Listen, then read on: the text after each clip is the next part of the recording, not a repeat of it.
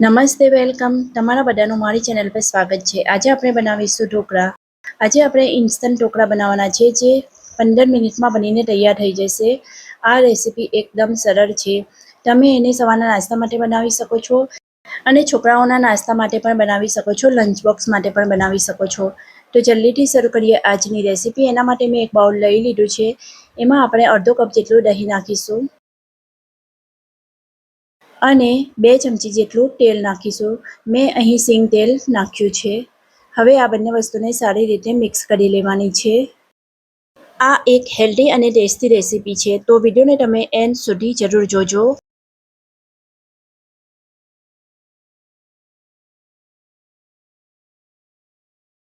તો અહીં આ બંને વસ્તુ સરસ મિક્સ થઈ ગઈ છે. હવે આપણે આમાં 1 કપ જેટલી સૂજી એટલે કે રવો ઉમેરીશું. અને મેં અહીં ઝીણી જે સૂજી આવે છે, રવો આવે છે, એ લીધો છે. સાથે જ 1/2 કપ જેટલા વટાણા નાખીશું અને આ બાફેલા વટાણા છે. અને સાથે 1/2 કપ જેટલી ગાજર નાખીશું. તમે અહીં બીજા કોઈ પણ શાકભાજી નાખી શકો છો. સ્વાદ પ્રમાણે મીઠું ઉમેરવાનું છે. 1 નાની ચમચી મરચાંની પેસ્ટ અને 1 નાની ચમચી આદુની પેસ્ટ નાખીશું. હવે આ બધી જ વસ્તુને સારી રીતે મિક્સ કરી લઈશું. મિત્રો, તમે મારી ચેનલ પર પહેલી વાર આવ્યા હોય તો ચેનલને સબસ્ક્રાઇબ જરૂર કરજો.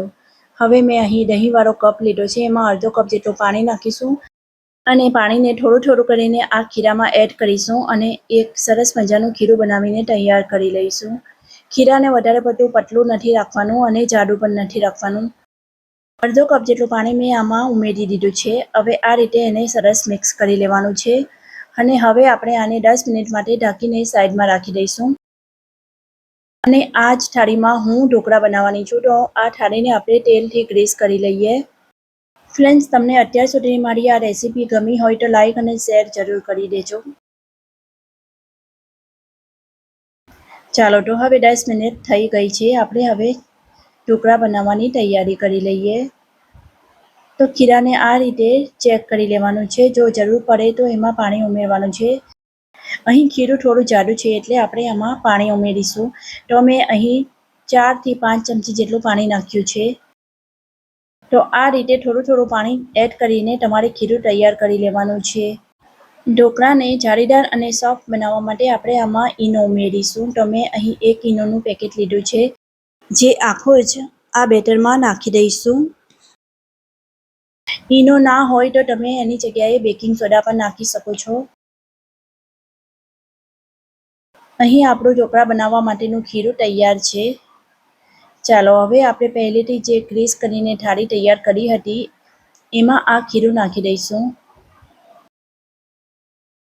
મેં અહીં 3 થી 4 ચમચા જેટલું ખીરું આમાં નાખ્યું છે. તમારી થાળી જેટલી મોટી હોય તે પ્રમાણે વધુ ઓછું ખીરું તમે થાળીમાં નાખી શકો છો.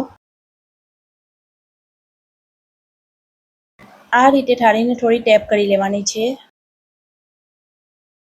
હવે આપણે એને વરાળમાં બાફવા માટે મૂકી દઈશું. તો મેં એક કઢાઈમાં પાણી નાખીને ગરમ કરવા માટે મૂકી દીધું હતું. આ થાળીને આમાં આપણે મૂકી દઈશું. તમે ઈદડાના કુકરમાં પણ આને બનાવી શકો છો. હવે 15 મિનિટ માટે આને બાફી લઈશું. તો અહીં 15 મિનિટ થઈ ગઈ છે. ઢોકળા આપણા બનીને તૈયાર છે. એક ચપ્પુની મદદથી આપણે એને ચેક કરી લઈએ.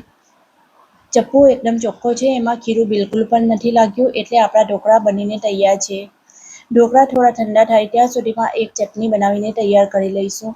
તો મેં અહીં 1 કપ જેટલા લીલા ધાણા લીધા છે. એને આ મિક્સર જારમાં નાખી દઈશું. સાથે 2 ચમચી જેટલું લીલું નાળિયેર લીધું છે. 1 ચમચી જેટલા સિંગ દાણા લીધા છે, ખારી સિંગ લીધી છે. અને 2 મરચાં અને 3 લસણની કળી લીધી છે. જો તમે લસણ ના ખાતા હોય તો સ્કીપ કરી શકો છો. સ્વાદ પ્રમાણે મીઠું ઉમેરવાનું છે અને થોડો ચાટ મસાલો નાખી દઈશું. 2 થી 3 ચમચી જેટલું પાણી નાખીને આને સરસ પીસીને ચટણી બનાવી લઈશું. તો અહીં આપણી ચટણી બનીને તૈયાર છે. હવે આ ચટણીને આપણે એક બાઉલમાં કાઢી લઈશું. ચટણીમાં તમે પાણી પણ ઉમેરી શકો છો, જો તમને પતલી ચટણી જોઈતી હોય તો. અહીં આપણા ઢોકળા પણ ઠંડા થઈ ગયા છે. હવે આપણે એને કટ કરી લઈશું અને ઢોકળાને થોડા ઠંડા થાય ત્યારબાદ જ કટ કરવાનું છે. તમે આને ગરમ ગરમ કટ કરશો તો આ તૂટી શકે છે, એટલા માટે થોડા ઠંડા થાય ત્યારબાદ જ કટ કરજો. હવે આપણે આના પર વઘાર કરવાના છે. અહીં મેં ઢોકળાને કાપીને તૈયાર કરી લીધા છે. ઉપર થોડા લીલા ધાણા નાખી દઈશું.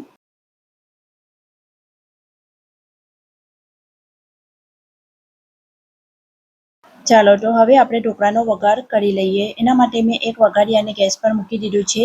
એમાં 1 ચમચી જેટલું તેલ નાખી દઈશું અને 1 નાની ચમચી જેટલી રાઈ નાખીશું. અહીં તમે કાપેલા લીલા મરચાં પણ નાખી શકો છો. રાઈ થોડી તતરી જાય ત્યારબાદ આપણે એમાં હિંગ ઉમેરીશું અને સાથે જ થોડા મીઠા લીમડાના પાન નાખી દઈશું. ગેસને મેં બંધ કરી લીધો છે. અહીં આપણો વઘાર તૈયાર છે. હવે આપણે ઢોકળા પર આ વઘારને નાખી દઈશું. તો સરસ મજાના એકદમ સોફ્ટ ઢોકળા બનીને તૈયાર છે. ખાવામાં એકદમ જ ટેસ્ટી લાગે છે. આ રેસીપીને તમે એકવાર જરૂર ટ્રાય કરજો. તમને આ રેસીપી જરૂર ગમશે. તો હું તમને એક પીસ ઉઠાવીને પણ બતાવી દઉં. એકદમ સોફ્ટ જાળીદાર ઢોકળા બનીને તૈયાર છે. તો અહીં આપણા ઇન્સ્ટન્ટ ઢોકળા બનીને તૈયાર છે. આના માટે તમારે ખીરાને પલાળવાની જરૂર નથી.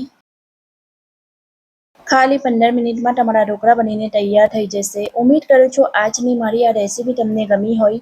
તો મળીએ છીએ એક બીજી નવી રેસીપી સાથે. ત્યાં સુધી bye bye. Thanks for watching.